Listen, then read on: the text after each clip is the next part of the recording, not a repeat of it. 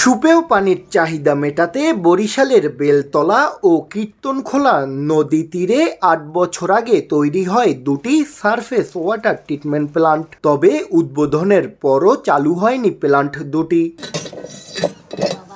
পানির স্তর নিচে নেমে যাওয়ায় নগরী জুড়ে বসানো গভীর নলকূপগুলোতে পানি উঠছে না। এ কারণে প্ল্যান্ট দুটি দ্রুত চালুর দাবি নগরবাসীর। একমত জনস্বাস্থ্য প্রকৌশল অধিদপ্তরও। কারেন্ট না থাকলে পানি পেতেছি না, সিটি কর্পোরেশনে ফোন দিলে তারপর পানি এর পর আমাদের ব্যবহার করা লাগে। আমাকে পানি খুব সমস্যা, কষ্ট।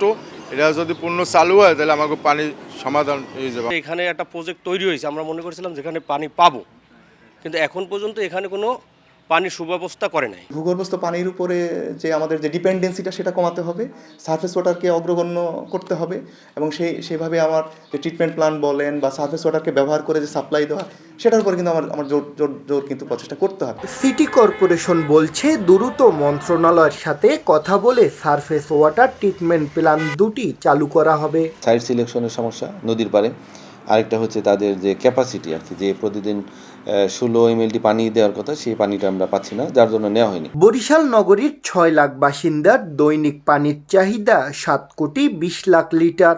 আর ভূগর্ভস্থ 38টি পাম্পের মাধ্যমে সিটি কর্পোরেশন সরবরাহ করছে মাত্র 3 কোটি 20 লাখ লিটার।